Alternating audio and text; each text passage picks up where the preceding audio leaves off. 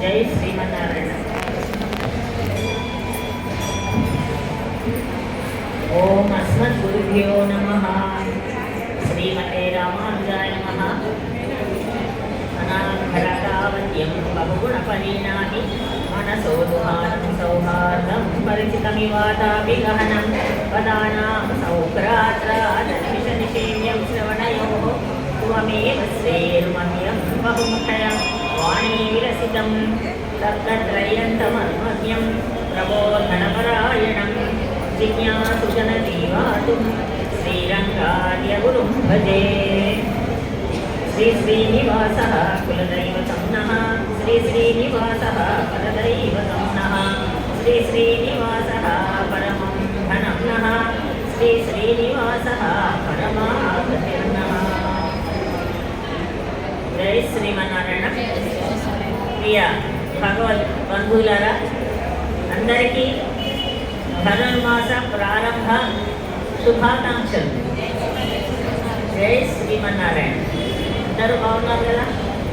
ఏడుకొండల వాడి యొక్క అమ్మ గోదాదేవి యొక్క మన ఆచార్య వర్యులు శ్రీ శ్రీ శ్రీ త్రిదండి శ్రీమన్నారాయణ రామానుజ చిన్నజీయ స్వామి వారి యొక్క దివ్య కృపా కటాక్షాలతోటి అందరూ క్షేమంగా ఉన్నారు అని భావన చేస్తూ, క్షేమంగా ఉండాలని, ఆరోగ్య ఐశ్వర్య సంపదలతో కులతూగుతూ ఉండాలని ఆ పరమాత్మను ప్రార్థన చేసుకుంటూ, అమ్మ మన కోసం అందించినటువంటి గోదాదేవి మన కోసం అందించినటువంటి ధనుర్మాస ఉత్సవాలలో ఉత్సాహంగా అందరము పాల్గొనాలని కూడా ఈ సందర్భంగా ఈనాడు మొదటి రోజు మనందరము ఆనంద ఉత్సాహాలతో ధనుర్మాస మహోత్సవాలను ప్రారంభం చేసుకుంటూ ఉన్నాం. ఇది శుభదినం. ఈ కాలం శుభకాలం, చాలా విశేషమైనటువంటి కాలం.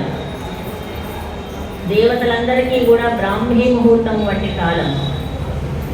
ఉత్తరాయణము దక్షిణాయనము అని సంవత్సరంలో 2 అయనములుంటే, దక్షిణాయనం యొక్క చివరి రోజులు ఈ నెల రోజుల కాలమంతా.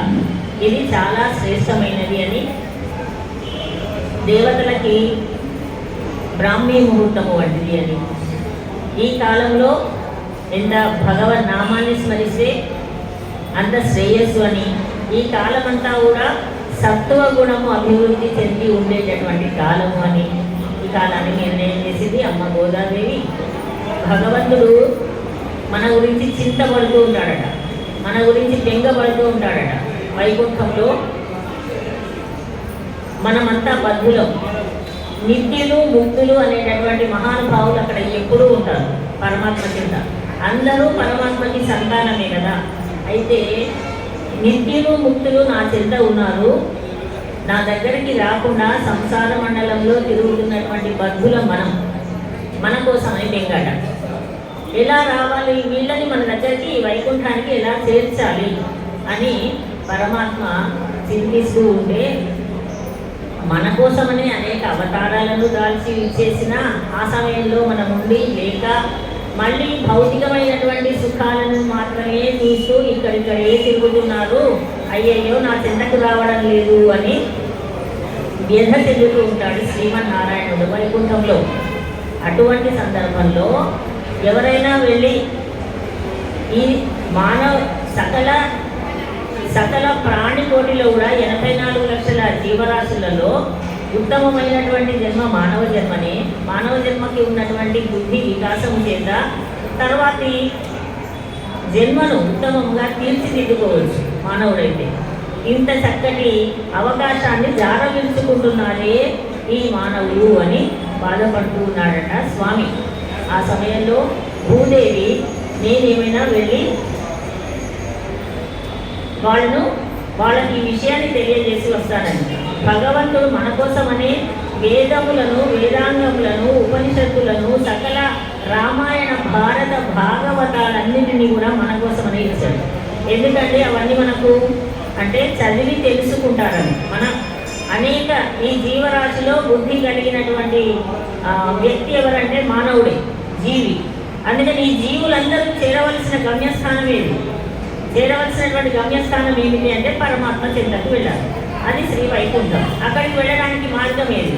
ఆ మార్గం తెలియాలి కదా. మార్గం తెలియకపోతే మనం ఎక్కడికి వెళ్ళలేము. అందుకని మార్గనిర్దేశనం చేయడానికి కోసమని మనకు ఒక ఆచార్యులను కూడా ఇస్తారు. సదాచార్యుల యొక్క శిక్షణలో వారు చెప్పినట్టు నడుస్తూ మనము ఉత్తమమైన మార్గము గుండా వెళ్ళి స్వామి చెంతకు చేరుతామని పరమాత్మ యొక్క చింతన. సరే నేను వెళ్ళాలా అని అడిగిందట అమ్మ భూదేవి. పరమాత్మ అన్నాడట, నేను ఇన్ని రోజులు వెళ్ళొచ్చాను, కృష్ణావతారం అయిపోయింది, రామావతారం దశావతారాలు కాదండి, భాగవతంలో 21, 22 అవతారముల గురించి చెప్పారు. నేను ఇన్ని అవతారాలు ఎత్తింది వాళ్ళ కోసమే, బాగుపడతారని. శ్రీకృష్ణావతారంలో విశ్వరూప సందర్శనాన్ని కూడా చూపించారు. అనేకమైనటువంటి ఎవరు చేయజాలన్నటువంటి గొప్పనైన పనులను కార్యాలను సాధించారు. అయినా సరే ఎవరైనా గుర్తించారా? ఎవరు గుర్తించలేదు పరమాత్మ అని. విశ్వరూపాన్ని సందర్శింపజేస్తే కూడా మాయ గారడి చేస్తున్నాడు అన్నాడు దుర్యోధనుడు. రాయబారానికి వెళ్ళినప్పుడు కూడా విశ్వరూపాన్ని సందర్శింపజేశాడు పరమాత్మ. కురుక్షేత్ర యుద్ధంలో తన యొక్క విశ్వరూపాన్ని దర్శింపజేశాడు. భగవద్గీతని అసలు ఎవరైనా పట్టించుకున్నారా? నేను నేరుగా వెళితే నేను పట్టించుకోలేదు, నువ్వు ఇప్పుడు వెళ్ళి ఏం చేస్తావమ్మా? రామచంద్రుడిగా ఇచ్చేశాను. సరే మత్స్య కూర్మ వరాహ ఆ కాలం కొద్ది సమయమే ఉన్నా కానీ అనేక సంవత్సరాలు ఉన్నటువంటి అవతారములు 2, రామావతారము, కృష్ణావతారం. ఆ 2 అవతారాలలో కూడా నన్ను వేళన చేసిన వాళ్ళు ఎక్కువ మంది ఉన్నారు, కానీ నన్ను గురించి పట్టించుకున్న వాళ్ళే లేదు. భూదేవి ఇప్పుడు నువ్వు వెళ్ళి ఏం చేస్తావమ్మా? భూదేవి చెప్పిందట, స్వామి నీవు వెళ్ళి ఏం చెప్పావు భగవద్గీతలో? నన్నే స్మరించు, నేనే భగవంతుడు అని చెప్పుకున్నావు. నాకు నమస్కరించండి. ఎవరైనా సరే నేనే దేవుడిని, నన్నే స్మరించు, నన్నే నమస్కరించండి ఎవరైనా వింటారా? మన గొప్ప మనమే చెప్పుకుంటే ఎవరు వినరు కదా. అందుకని నీ గొప్పతనాన్ని నేను తెలియజేసి వస్తాను అని మన కోసమని ఇచ్చేసిందండి భూదేవి గోదాదేవిగా. ఎక్కడికి ఇచ్చేసింది?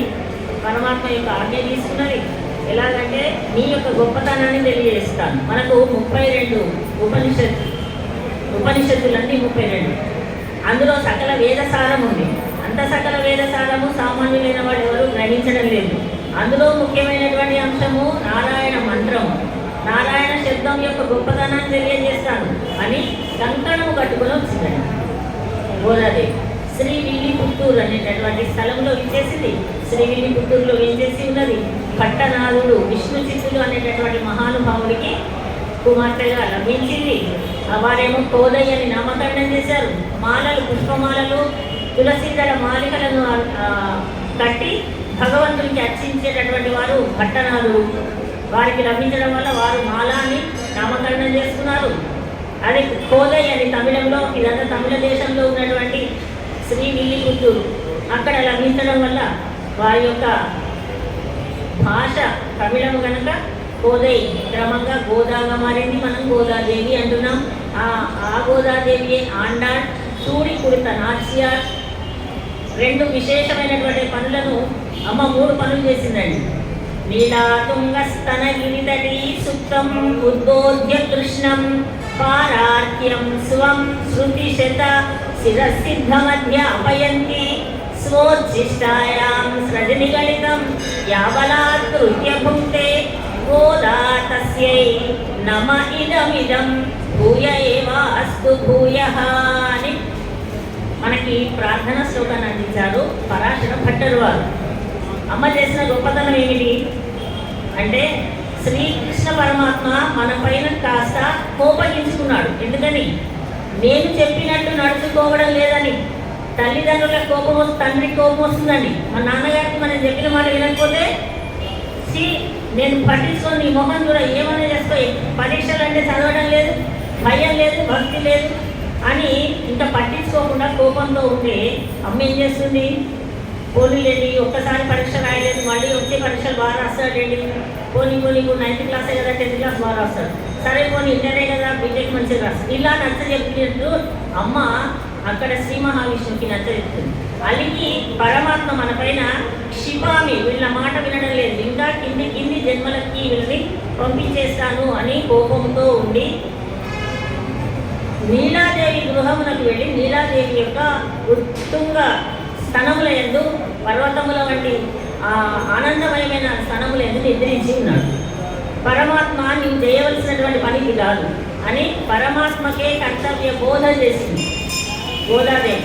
భగవత్ సాక్షాత్తు శ్రీమన్నారాయణుడే శ్రీకృష్ణ పరమాత్మ. సకల వేదరాశిని బ్రహ్మకి సృష్టికర్త అయినటువంటి బ్రహ్మదేవుడికి అందించినటువంటి మహానుభావుడు శ్రీమన్నారాయణ. ఆయనకు తెలియని విషయం ఉందా? కానీ అమ్మ ఏం చేసింది, హే భగవాన్, నీవు పిల్లలపైన, మన పిల్లలపైన నీవు ఇలా కోపగించుకొని ఉండడము తగదు అని నిద్రిస్తున్నటువంటి శ్రీ మహావిష్ణువుని, నిద్రిస్తున్నటువంటి కృష్ణ పరమాత్మను మేల్కొల్పింది ఒక పని. ఆ తర్వాత ఏం చేసింది, తన పరతత్వాన్ని తనకు తెలియజేసింది. నీవు ఉండవలసింది ఇది, మేమందరము నీ యొక్క సొత్తు, మేమందరము మన సొత్తుని మనమే కాపాడుకోవాలి కదండి. మన దగ్గర ధనం ఉంది, ఒక 1000 రూపాయలు ఉన్నాయి, ఎక్కడో పారేసుకుంటామా? ఎంత భద్రంగా ఉంచుకుంటాం? అట్లా భద్రంగా చూసుకోవలసిన వస్తువులకు మేము నీ యొక్క సొత్తు కనుక నీవు మమ్మల్ని వదిలిపెట్టడానికి వీల్లేదు అని పాఠం చెప్పింది. ఉద్బోధ్య కృష్ణ పారాత్యం స్వం శృతి శత శృతులలో వేదాంగాలలో ఉన్నటువంటి విషయాన్నే పరమాత్మ తెలియదు. ఆ విషయం అంతా చెప్పింది వేదము, పరమాత్మ యొక్క గొప్పతనాన్ని. ఆ గొప్పతనాన్ని మరొకసారి గుర్తు చేసి అధ్యాపిక అయిందండి.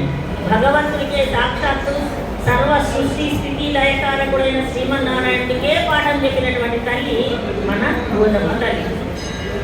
అప్పుడు పరమాత్మ పాఠం చెప్పి ఆ నీలాదేవి ఏం చేసిందండి, నీలాదేవి ఏమో ఆమె సౌందర్యంతో స్వామిని కట్టిపడేస్తాను దగ్గర ఉంచుతుంది.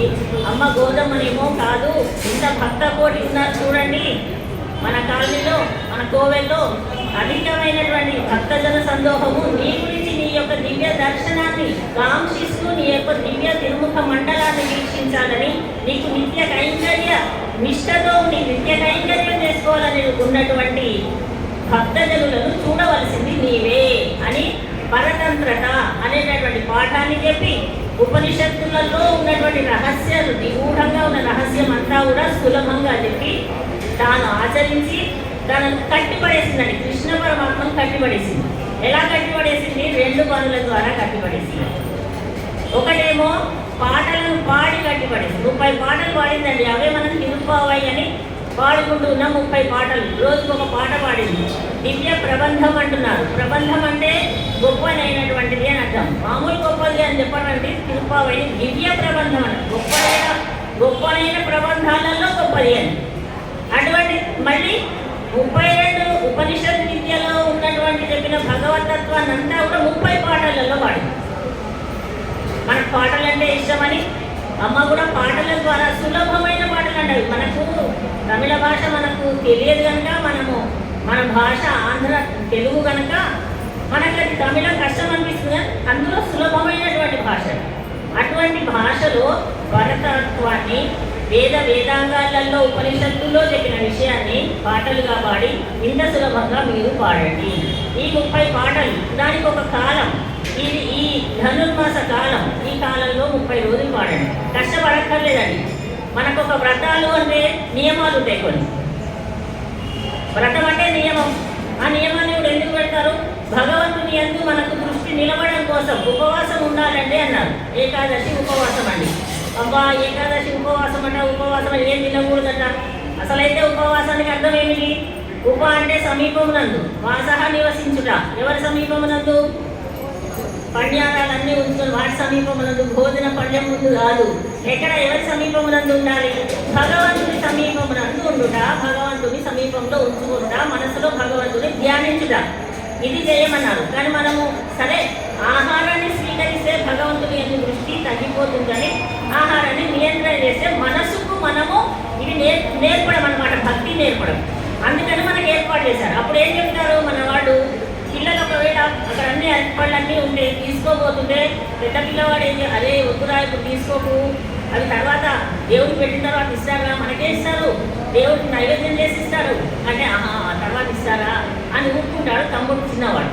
అదేవిధంగా మన మనస్సుకి సరే ఇవాళ ఉపవాసం ఉంటే ద్వాదశి చక్కగా గారెలు, వడలు, క్షీరాన్నము, పులిహోర అన్నీ చక్కగా తినొచ్చు.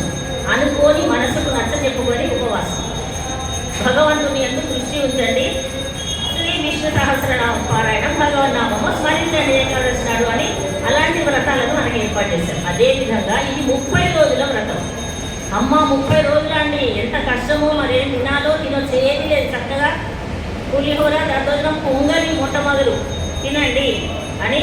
ఇది హేమంత ఋతువు కనుక హేమంతే ప్రథమే మాసే, హేమంత ఋతువులో 2 మాసము, ప్రతి 2 మాసంలో ఒక ఋతువు.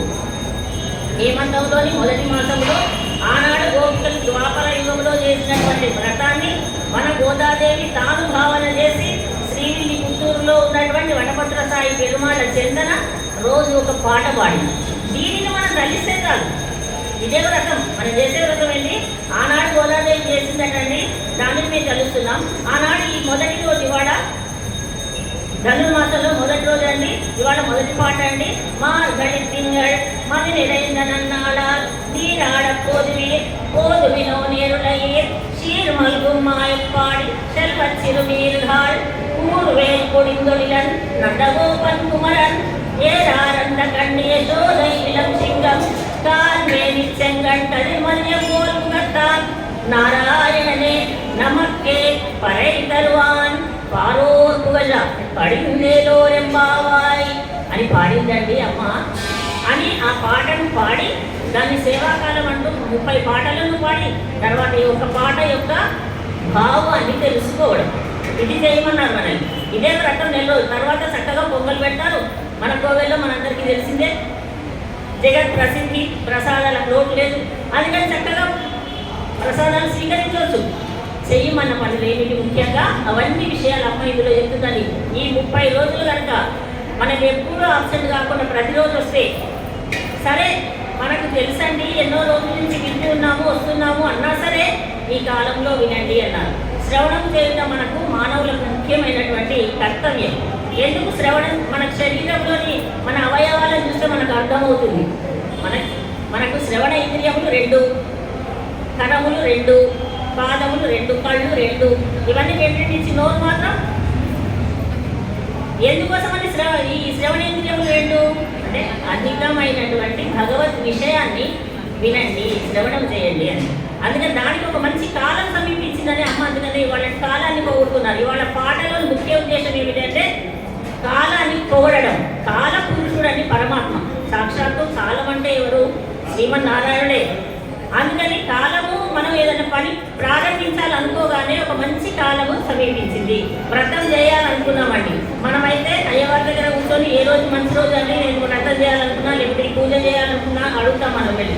కానీ భగవద్భక్తులైనటువంటి వారు చేయాలనుకున్నటువంటి పనులకు కాలము తనంత తానే సహకరిస్తుంది అని నిరూపణ.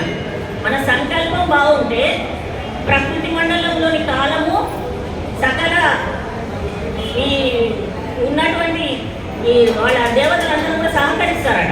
అదేవిధంగా అమ్మ ఈరోజు కొలుస్తున్నది. సరే, మనకు తెలుసు 2 పాటలు చెప్పుకున్నాం. పూమాల, పామాల. పాటల యొక్క మాలను సమర్పించింది కృష్ణ పరమాత్మకి, పూమాలను సమర్పించింది. భక్తి కలిగి ఉన్నది. తులసి వనంలో లభించింది, పెరియాడు వాళ్ళకి లభించింది. మన 12 మంది ఆడవాళ్ళు, 12 మంది ఆడవాళ్ళలో పెరియాడు వాళ్ళు ఇక్కడ ఉండేవారు. వారు తులసి తోట గడుపు పాదులు తవ్వుతుంటే అక్కడ లభించింది అమ్మ. సరే, దొరికినటువంటి అమ్మను ఆమె ఏం చేసింది, పుష్పమాలాంటి ఇష్టము, భగవంతుని కథలను విన్నది. రామచంద్రుడు అంటే లక్ష్మణస్వామికి చిన్నప్పటి నుండే చాలా భక్తి అండి. అందుకని అరణ్యానికి వెళ్తుంటే వెంట వెళ్ళిపోయాడు, నేను కూడా వస్తానని. అదేవిధంగా పుట్టినప్పటి నుండే గోదాదేవికి కూడా భగవంతుని యొక్క కథలంటే ఇష్టం. అందుకని తాను తండ్రి ధరించిన పరమాత్మకు ఇవ్వడానికి కూడుకున్నటువంటి అన్ని పెట్టిన మాలికలను తాను ధరించింది. ఆ తర్వాత తీసుకువెళ్ళి తెలియకుండా భగవంతుడు సమర్పించాడు. వాళ్ళ ఊరిలో ఉన్నటువంటి దేవుని పేరేమి, వాళ్ళ ఊరిలో ఉన్నటువంటి కోవెలలో వడపెరుం కోయిలుడయా అని అంటారు. వటపత్ర సాయి పెరుమాళ సన్నిధి ఉంది, ఆ సన్నిధిలో సమర్పించేది. సరే, అమ్మాయికి యుక్త వయసు వచ్చింది, వివాహం చేద్దామన్నారు నాన్నగారు, తండ్రి గారు. ఫలానా వాడు సంబంధాలు చూస్తూ ఏమన్నది గోదాదేవి, నేను మానవులను ఎవరిని వివాహం ఆడను. మరి ఎవరిని వివాహం ఆడతావు, నాకు కృష్ణ పరమాత్మ భగవంతుడు కావాలి. భగవంతుడు లభ్యమవుతాడు. ఇప్పుడు కలియుగం అండి. కలియుగం ప్రారంభమైన తర్వాత 97వ నళనామ సంవత్సరంలో గోదాదేవి ఆవిర్భవించింది. ఎందుకంటే ఇదంతా ఇవాళ శ్రవణం చేయాలి. ఇవాళలో శ్రవణం చేయాలి. ఇంకో 10 నిమిషాలు చెప్పుకుందాం. అమ్మ లభించింది కనుక కలియుగంలో ఉన్నాడు ఆ పరమాత్మ. కలియుగంలో రాముడుగా కృష్ణుడుగా లేడు. ద్వాపరయుగంలో అయితే కృష్ణుడుగా ఉన్నాడమ్మా. అప్పుడు గోపికలు రాసలీల వాళ్ళు ఆడుకున్నారు కృష్ణుడితో. నువ్వు ఇప్పుడు ఎలా చేసుకోగలవు? వాళ్ళు ఏం చేశారు చెప్పండి. భాగవతంలో ఏముంది? అలా తెలుసుకొని వాళ్ళు ఉన్నాడు రాసలీల ఆడారని కృష్ణ పరమాత్మ కోసమని వాళ్ళు కాత్యాయని వ్రతం చేశారు. కృష్ణుడితో ఆడుతుంటే ద్వాపరయుగంలో ఉన్నటువంటి పెద్దవాళ్ళందరూ ఏం చేశారంటే వృద్ధులు గోకులంలో వాళ్ళందరూ కృష్ణుడు సరైనలేమో పెళ్ళిళ్ళకి వచ్చిన పిల్లల్ని అబ్బాయితో ఆటలకు పంపించొద్దు, అసలే అల్లరి పిల్లవాడు దూరుతుడు కృష్ణుడు అని పెద్దవాళ్ళు ఈ ఆడపిల్లలందరినీ కూడా నీలమాళిగల్లో దాచేశారు. కృష్ణుడి దగ్గరికి పంపలేదు. పంపితేనేమో రాసక్రీడ అవన్నీ ఆడుతున్నాడు కదా. ఆడిన తర్వాత మాయమైపోయాడు. అందుకని అప్పుడు మనకు బొమ్మలపోతున్న కాదు చక్కని నల్లని వాడు పద్మనయనముల వాడు అంటూ వెతికి వాళ్ళు చాలా విరహ వేదన పొందారు. అటువంటి సమయంలో వీళ్ళు ఇంకా బాగవద్దు అని గోపవృద్ధుని దాచేస్తే ప్రకృతి అనుకూలించదండి. భగవద్భక్తులకి మనం అంతరాయం కలిగిస్తే, భగవద్భక్తులకి ఆపద సంభవిస్తే మొత్తం అందరికీ కరువు కాటకాలు వచ్చేసాయి. వర్షాలు లేవు. మళ్ళీ వర్షం కోసమని ఏం చేయాలి అని అయితే కన్య పిల్లలు వ్రతం చేయాలన్నారు. ఇదంతా ఎప్పుడు జరిగింది? ద్వాపర యుగంలో జరిగింది. తండ్రి ద్వారా తెలుసుకున్నది గోదాదేవి. సరే నేను కూడా ఇప్పుడు ఆ వ్రతం చేస్తాను. వర్షాలు కురవాలని వ్రతం చేయాలంటే మళ్ళీ ఎవరు చెప్పారు? కాత్యాయని వ్రతాన్ని కృష్ణుడే చెప్తాడు అన్నారు. నందగోపుడు దగ్గరికి వెళ్ళాడు. నందగోపుడు ఆ ఊరికి పెద్దవాడు. కృష్ణుడి దగ్గరికి వెళ్తే కృష్ణుడి దగ్గరికి పంపించారు. ఎందుకంటే కృష్ణుడి దగ్గరికి పంపిస్తారు అన్నీ తెలుసా?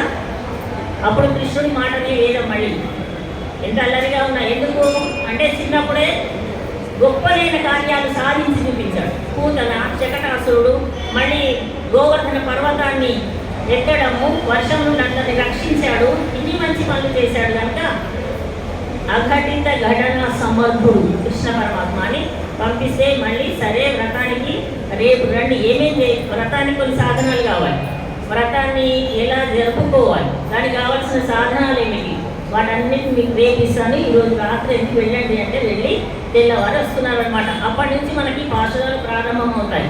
అయితే గోదాదేవి ఏం చేసింది?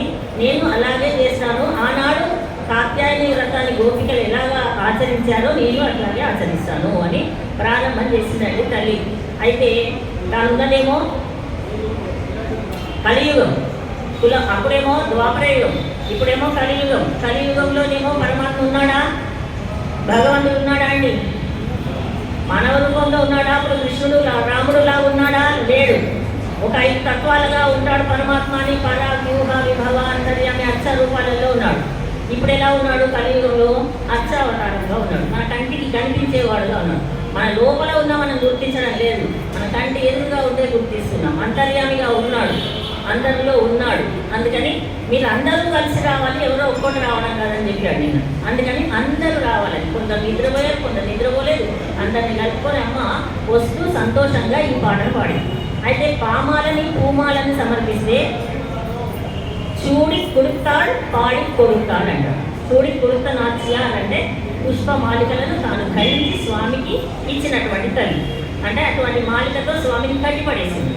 నిద్ర లేపింది. నీలాదేవి దగ్గర నుండి నిద్ర లేపి మన వైపుకు ప్రసరించి అతని యొక్క దృష్టిని తనను వివాహం ఆడాలని కంకణము కట్టుకున్నది. అనేక కంకణాలు కట్టుకున్నదండి గోదాదేవి. భర్తృ వాల్లుభ్య కంకణము అని, మనల్ని బాగుపరచాలనే కంకణము, భాగవతోత్తములందరినీ చేరదీయాలనే కంకణము, అందరూ కలిసిమెలిసి ఉండాలనే ఇవన్నీ కంకణాలు కట్టుకోవాలి కదండి. నేను ఒక మంచి పని కంకణం కట్టుకున్నానండి అంటారు. అది అనమాట. కంకణం అంటే ఏదో బంగారంతో రత్నాలతో చేసింది కాదు. ఒక పనిని సాధించడానికి చేసేటటువంటి ఒక కర్తవ్య నిర్వహణకు సంబంధించినటువంటి కార్యం చేపట్టిన తల్లి అందరికంటే గొప్ప అయింది. 12 మంది ఆళ్వార్ల కంటే కూడా గోదాదేవి గొప్ప అన్నారు. మహర్షులు ఋషులు అయినటువంటి వాళ్ళు యోగ సాధన ద్వారా భగవంతుణ్ణి దర్శింపగలిగారు. వాళ్ళు మన సంసారాల కంటే వాళ్ళు గొప్పవాళ్ళు. మన సంసారికులంటే సంసారంలో నిమగ్నమై ఉన్న వాళ్ళకంటే యోగ దృష్టితో భగవంతుడిని వాళ్ళు తపస్సు చేశారు. యోగ దృష్టితో భగవంతుని దర్శనం చేసుకున్నారు. అందుకని సంసారులకు ఈ మహర్షులకు పర్వత పరమాణు అంత భేదం ఉన్నదంట. పర్వతం పరమాణు చాలా చిన్నది, పర్వతం చాలా పెద్దది. మన సంసారులకు వాళ్ళకంత తేడా. అదేవిధంగా మహర్షులకు భగవంతుని అసలు ఏ ప్రయత్నము చేయకుండా భక్తి కలిగి ఉన్న వాళ్ళ పరమాత్మ తానే దర్శనమిచ్చాడు. అటువంటి ఆళ్వార్లకు ఋషులకు మళ్ళీ పర్వత పరమాణు భేదం. ఎందుకు అంటే ఆళ్వార్లు ఏం చేశారు, నిరంతరము భగవంతుని ధ్యానం చేస్తూనే ఉన్నారు. వాళ్ళ పని వాళ్ళు. దానికి ఉదాహరణ మన విష్ణు చిత్తుల వారు. విష్ణు చిత్తుల వారు ఏం చేశారు, అంత పెద్ద అన్ని ఉపనిషత్తులు అన్నీ పఠించకపోయినా వారు ఏం చేశారు, భగవంతుడికి ప్రీతికరమైనటువంటి పుష్పమాలను తోట పెంచారు, పుష్పాలను ఇచ్చారు. అట్లా ఉన్నటువంటి భక్తుడిని దర్శించి భగవంతుడు నీవు పరతత్వ నిర్ణయం చేయమని ఎంతోమంది ఉన్నారు అప్పుడు భక్తులు. విష్ణు చిత్తుల వారికి చెప్పడం, మీరు పరతత్వ నిర్ణయం చేయడం, అక్కడి నుంచి వల్లభరాయల ఆస్థానంలో ఉన్నటువంటి ద్రవ్య రాశి శుల్కం అంతా రావడం. అందుకని అందరూ ఆళ్వార్లలో ఈ మహర్షుల కంటే ఆళ్వార్లు గొప్పవాడు. ఆళ్వార్లు అందరికంటే కూడా విష్ణు చిత్తుల వారు అప్పుడు పెరియారు. విష్ణు చిత్తుల వారు గొప్పవారు. మరి విష్ణు చిత్తుల వారి కంటే కూడా విష్ణు చిత్తుల వారు ఎందుకు గొప్పవారు అయ్యారంటే ఎందుకు కనిపించినటువంటి పరమాత్మకి మంగళం పాడాడు. పల్లాండు పల్లాండు పల్లాయి రత్నాండు అంటూ పాడతాడు. స్వామి నీవు ఎందుకు వచ్చావు ఈ లోకంలోకి, మా దృష్టి తగ్గుతుంది అని. నేను వస్తే నీ భయం ఏంటయ్యా అని శంఖము చక్రము నాకు ఆయుధాలు వాడి కూడా మంగళం వాడాడు. అందుకని అటువంటి పెరియాడు వారి కంటే కూడా గోదాదేవి అధికురాలు అన్నారు. ఎందుకంటే గోదాదేవి అధికురాలు అంటే పరమాత్మని పుష్పమాలికతో కట్టిపడేసి, పాటల యొక్క మాలికతో కట్టిపడేసి పరమాత్మ యొక్క సాన్నిధ్యాన్ని పొందింది. కట్టిపడేసింది, పాఠం చెప్పింది, ఒక ఉపాధ్యాయురాలైంది. బ్రహ్మదేవుడికే వేదాలన్నింటినీ చెప్పినటువంటి పరమాత్మకు తాను గొప్ప అయి తనను వివాహం ఆడేటట్టుగా చేసుకున్నటువంటిది కనుక అమ్మ గోదాదేవి చాలా గొప్పది. 10 మంది ఆడవాళ్ళకు కూడా ఒక ముద్దుల కుమార్తెలాగా మెదిలింది. అందరూ పురుషులు, గోదాదేవి ఒక్కటి మాత్రమే మహిళా మణి ఆడవాళ్ళలో. అందుకని ఆ గోదమ్మ చెప్పినటువంటి పాట అంటే, గోదాదేవి పాడిన పాట అంటే పరమాత్మకు చాలా ఇష్టం అండి. మనం ఏ జూమ్లో వెళ్తే ఒక చిలక పలుకుతుంటే ఇంకా నిల్చొని వింటాం కదా, అరే ఉండు మళ్ళీ చిలకేమో మాట్లాడుతూ మళ్ళీ రామరామ అంటుంటే మాగా అనేదాకా. అలా మనము మార్గళి తింగళ్ మధ్య ఇదైనట్టు పాట ఆహా అన్నాడు గోదమ్మ వాడిన పాట కదా, ఈ గోదాదేవి వాడిని మళ్ళీ విందామని పరమాత్మ వింటూ ఉంటాడు. అందుకని మనం అంటూ ఉండాలి. ఈ కాలం అంతా కూడా భగవంతునికి ఇష్టమైనటువంటి పనులను చేయాలి. భగవంతునికి ఇష్టమైన పనులు ఏంటి? తన భక్తులు చెప్పిన మాటలు వినడం తనకి ఇష్టం. గోదాదేవి గొప్ప భక్తురాలు. అందుకని గోదాదేవి చెప్పిన పాట స్వామికి ఇష్టం కనుక దానిని పాడమని మన పూర్వాచారులు, మన పెద్దలందరూ కూడా నిర్ణయించి ఈ కాలంలో అమ్మ పాడినటువంటి పాటలను పాడాలని చెప్పారు. కనుక ఇవాళ మొదటి పాఠం ఆనందపడుతూ సంతోషపడుతూ మంచి కాలం మనకు సమీపించిందని, వెన్నెల నిండినటువంటి శుక్లపక్ష రోజు. కృష్ణపక్షం అంటే వెన్నెల కరిగిపోతుంది. మనకే శుభకార్యాలు చేయాలన్నా కూడా శుక్లపక్షంలో చేస్తాం, కృష్ణపక్షంలో కాదు. అందుకని మనం అనుకోగానే మంచి రోజులు వచ్చేసాయి. అంటే ఏమిటి అర్థం? శుభశకునం. అన్ని పనులు మనకు చక్కగా నెరవేర్తాయని అమ్మ ఆనందపడుతూ ఈ భాషలన్నీ ఈ పాత్ర తెలియజేసింది. మనము చెప్పుకుందాం. తర్వాత ప్రతినిత్యం కూడా రోజుకొక పాట, దాని యొక్క భావాన్ని మనం చెప్పుకుంటాం. అందులో ఉండే అయితే ఈ 30 పాటలలో కూడా రోజు ఒక నామాన్ని చెప్పింది. రోజు పాటలో భగవద్ నామాన్ని చెప్పింది. అందరూ కలిసి పాడాలన్నది. సరే మరి ఇది ఆచరించడానికి యోగ్యత ఏమిటండి అంటే అది లేదండి, అందరూ రావచ్చు. భగవంతుని యందు భక్తి కలిగిన వారందరూ కూడా అర్హులే. పలానా మహిళలు మాత్రమే చేయాలనండి ఈ వ్రతం అని లేదు, అందరూ చేయవచ్చు. పురుషులు మహిళలు పేద ధనిక భేదము తారతమ్యము పిల్లలు పెద్దలు అంటే ఏమీ లేదు. అందరూ జీవకోటిలో ఉన్నటువంటి మానవులందరూ ఆచరించాలని చెప్పింది. కేవలం భారతదేశంలోని వాళ్ళు లేకపోతే మన స్నేహపురికాలు హైదరాబాద్ మాత్రం కాదు అండి, అందరూ జీవకోటి అంతా ఆచరించవలసినటువంటి ముఖ్యమైనటువంటి చాలా సులభమైనటువంటి వ్రతమే తిరుప్పావై వ్రతం. దీనికే శ్రీ వ్రతం అని కూడా పేరు. అంటే శ్రీ అంటే సంపదలను ఇచ్చే వ్రతం, మంచిని పంచే వ్రతం, మనకి ఏది కావాలంటే అది ఇచ్చే వ్రతం. మనం కోరుకోవడం కూడా మనకు రాదట, అది కూడా నేర్చుకొని ఎలా మనం కోరుకోవాలి, మనం కోరుకోవాల్సింది ఏమిటి, ఇవన్నీ కూడా ఈ నెల రోజుల కాలంలో ఉంటాయి కనుక మనం రోజు కొద్దిసేపు పాశ్రాన్ని సేవాకాలం తర్వాత ఆ పాశ్రం యొక్క భావాన్ని కూడా మనం చెప్పుకునే ప్రయత్నం చేద్దాం. అందరము కలిసిమెలిసి ఉందాం. ఈ ముఖ్యమైన ఈ కాలంలో ఎవరి మనసును ఎవరు నొప్పించకుండా ఉండడం ముఖ్యమైన విషయం అని చెప్పారు. అలా ఉంటూ మనము సంతోషంగా ఉండాలి, ఎదుటి వారు మన వల్ల బాధపడకుండా ఉండాలి. ఈ ముఖ్య విషయాలను గుర్తించుకొని చెప్దాం. మార్గడి తింగళ్ మది నిరైన నన్నాడాలంటూ అమ్మ మన మనస్సుకు ఆనందాన్ని కలిగించేటటువంటి గొప్పనైన మంచి రోజులు మనకు ఇచ్చేసాయి కనుక ఈ కాలంలో మార్గడి తింగళ్ మది నిరైన నన్నాడ నీరాడ పోదివీరు పోదివినో నేరుడయ్యేది. నీరాడ తమిళంలో స్నానం ఆచరించడం అంటే నీరాడుట అంటే అర్థం ఏమిటంటే భగవంతుని దర్శించుట. మన స్నానం కాదండి. ఇప్పుడు ఎన్ని రోజులు కూడా 30 రోజులు స్నానం చేయడానికి వచ్చేవాళ్ళు రండి మనలాంటి ఈ దేహాన్ని శుభ్రం చేసుకునే స్నానం కాదు. వాళ్ళు అనేది చెప్పేది ఏమిటి అంటే భగవంతుడిని దర్శించుట, అది గుర్తుంచుకోండి.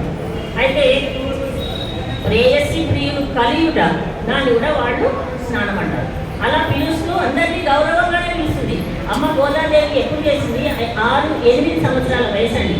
అప్పుడు పెళ్ళిటి వయసు అంటే 8 సంవత్సరాల వయసు ఉన్న అమ్మాయి ఇంత ఉపనిషత్తు రహస్యాలన్నీ తెలియజేసింది కనుక మన పెద్దలు పూర్వాచార్యులు గొప్పనైనటువంటి వ్రతాన్ని ఆచరించమని మనం చెప్పారు. కష్టం ఏమాత్రం లేదు.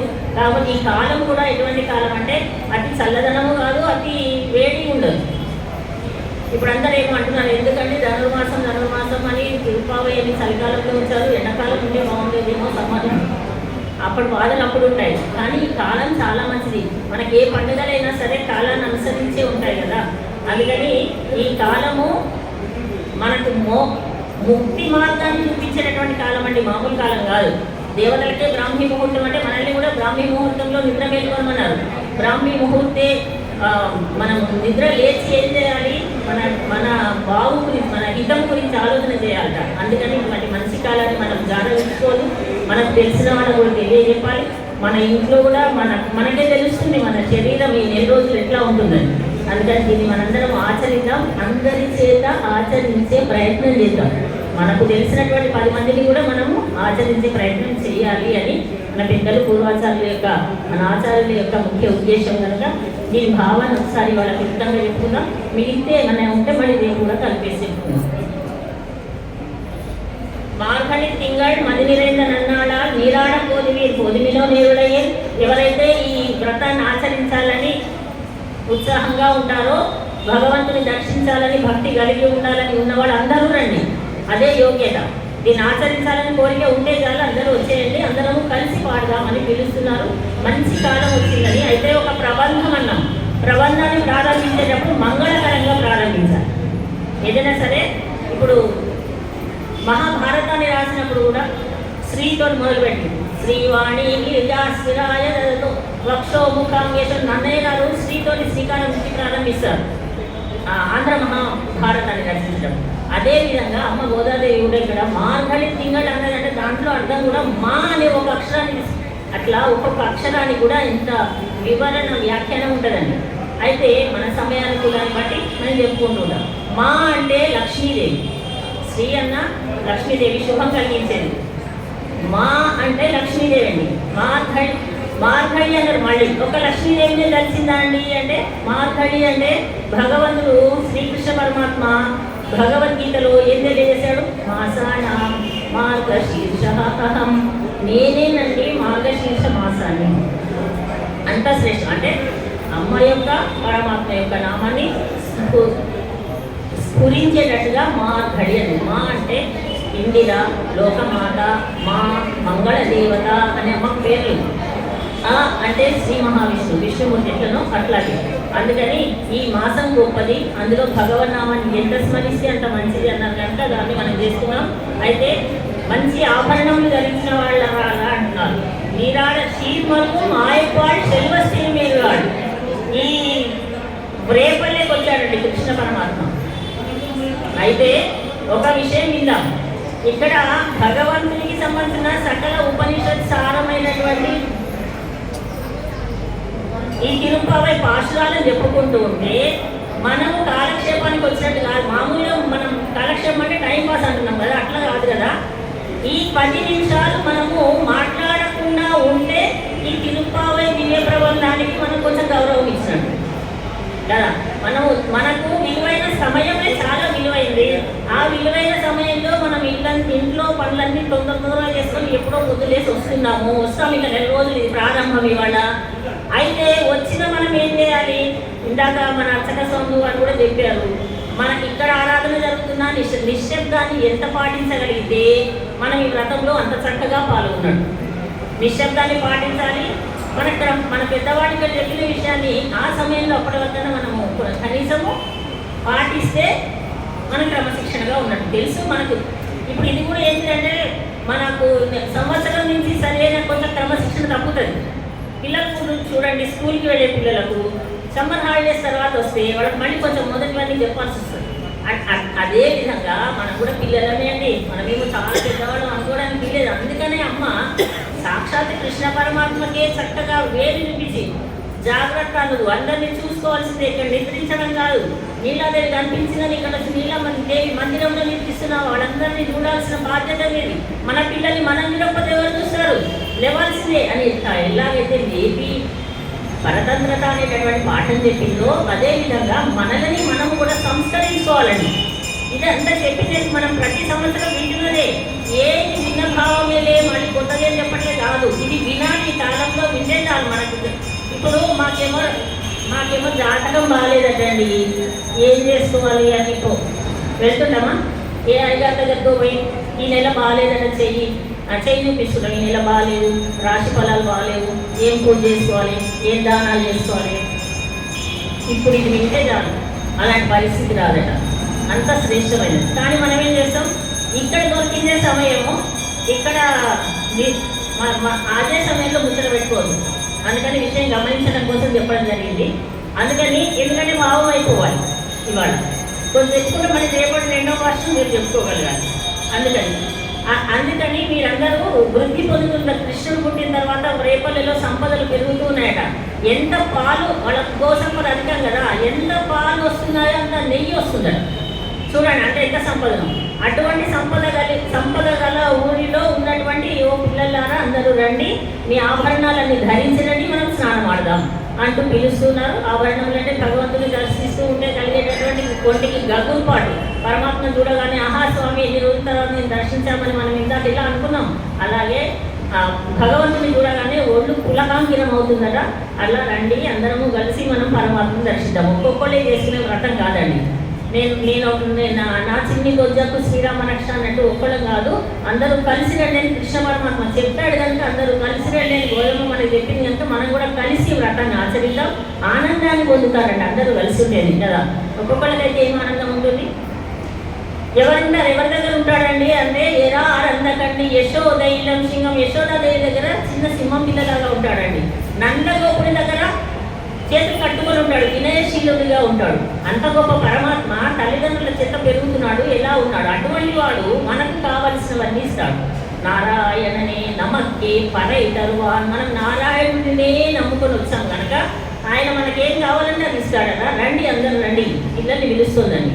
గోదాదేవి తన ఈడు పిల్లల్ని పిలిచినా కూడా గౌరవ సూచకంగా పిలుస్తుంది. గౌరవ సూచకంగా ఎందుకంటే పిలవడం? మామూలు అయితే ఏకవచనంలో పిలుచుకుంటారు పిల్లలు, ఫ్రెండ్స్ అందరూ. కానీ భగవంతుని యొక్క భక్తి కలిగిన వారిని సంబోధించినప్పుడు బహువచనంలోనే సంబోధిస్తుందండి. అది మన గొప్పతనం. ఇవన్నీ విషయాలు తెలుసుకోవాలి మనం. నారాయణనే నమ్మకే పరై తరువారు, మనకు కావలసినటువంటి పరై అనే సాధనాన్ని, వ్రత సాధనాన్ని ఇస్తాడు. మనము నారాయణుని తప్ప మరొకళ్ళని కొలవం. నారాయణ అంటే ఇవాళ నామం అదే అండి. ఇవాళ నామం అంతా నారాయణ నారాయణ నారాయణ అనుకోండి అంతే. మనకు కావలసినటువంటి సకల సంపదలు లభిస్తాయి. మనకేం కావాలో కూడా మనకు తెలియదు. నాకేం కావాలో నాకు అవి లభిస్తాయి తండ్రి అనుకొని చదువుకుంటే చాలు. నారాయణ మనకు అన్ని లభింపజేస్తాడు. అంతటా ఉండేటటువంటి వాడు కదా. ప్రతి వస్తువులో నారాయణ, నారాయణ అంటే సకల వస్తువులు, అయనం అంటే ఉండువాడు, అందులో ఉన్నటువంటి వాడు మనకి ఇస్తాడు. బారోర్ పూజ పడిందేలో రెంబావాయి. అయితే ఈ వ్రతాన్ని ఎలా చేయాలంటే మనము అందరూ చూసి మెచ్చుకునేటట్టు ఈ వ్రతం చేయాలి చెప్పింది లాస్ట్ చివరికి. బారోర్ పూజ పడిందేలో ఎంబావాయి. ఎంబావాయి అంటే ఏమండి, ఇదండి మా వ్రతం, మేము ఇలా చేస్తున్నామని అందరూ మెచ్చుకోవడం కోసం అమ్మ చేస్తుంది ఈ వ్రతము. అందరూ మెచ్చుకోవాలా మనం ఏమన్నా పని చేస్తే? ఎందుకు అందరి కోసం చేయాలంటుంది? నిస్వార్థంగా చేస్తున్న వ్రతం అన్నారు అంటే మెచ్చుకోవాలి. ప్రతి పనిలో కూడా అందం ఉంటుంది, ఆ అందంగా చేయాలి. మనం చేసే పని ఎదుటి వాళ్ళకి నష్టం కలిగించదు. ఎక్కడన్నా ర్యాలీయో ఏమైనా చేస్తున్నారు అనుకోండి, లేదు ఒక భక్త జన సందోహం జరిగాను, ముక్కోటి ఏకాదశ లేకపోతే మరొక కార్యక్రమము అలానా కోవెల్లో భక్తుల యొక్క కిటకిట నలుగురికి గాయాలు, ఇది బాగుంటుందా? ఈ చక్కనైనటువంటి కార్యక్రమం అంటారా? కాదు కదా. ఎవరికి హాని కలగదు. వాళ్ళు 2000 మందితో రోడ్డు మీద ర్యాలీ తీశారండి, ఒక్క విద్యుత్ తీగ కూడా తెగిపోలేదండి. ఆహా, ఎంత బాగా ర్యాలీ తీశారు. వాళ్ళ పరిస్థితి లేకపోతే చూస్తుంటే అందంగా ఉందండి. అది అందం. అది ఎవరికి భగవంతుడి దగ్గరికి తోసేసుకొని దర్శించాలని అందరూ వస్తుంటే మనం ఎంతో ఉన్న కింద పడిపోతుంటే పరమాత్మ మనకు అనుగ్రహం ఇస్తాడా? ఆయన పిల్లలే కదా కింద పడింది కూడా, ఓహో నా పిల్లలందరినీ కూడా తొక్కేసి వాళ్ళందరినీ కింద పడేసి వచ్చేసావని ఆయన నీకు కావాల్సినవన్నీ ఇస్తానంటాడా? నేను రోజు గుడికి వెళ్తున్నానంటే నాకేమి నెరవేరుతుంది? ఎందుకు నెరవేరుతాయి? అందుకని పరమాత్మ యొక్క దివ్య తిరుముఖ మండలంలో ఆనందాన్ని దర్శించాలంటే మన తోటి సమాజాన్ని అంతా కూడా ఆనందంగా ఉండేటట్లుగా మన ప్రవర్తన ఉండాలని తెలియజెప్పినటువంటి మొట్టమొదటి భాషం. ఒకసారి అందరం కలిసి అనుసంధానం చేసుకుని తర్వాత కార్యక్రమాలకు వెళ్దాం. மார்கழி திங்கள் மதி நிறைந்த நன்னாளால் நீராடப் போதுவீர் பொதுவினோ நேருளையே சீர்மல்கும் மாயப்பாடு செல்வ சிறுமீர்கள் கூர்வேல் கொடிந்தொழிலன் நந்தகோபன் குமரன் ஏராரந்த கண்ணிய சோத இளம் சிங்கம் கார்மேனி செங்கன் கதிர் மதிய போல் முகத்தான் நாராயணனே நமக்கே பறை தருவான் பாரோர் புகழப்படிந்தேரோரெம்பாய் தற்கடே पूर्वफल्गुण्यां तुलसी काननोद्भवां पाण्ड्ये विश्वम्भरां गोदां वन्दे श्रीरङ्गनायकीं आण्डाळ் दिव्य तिरुवडिगळे शरणं. जय श्रीमन्.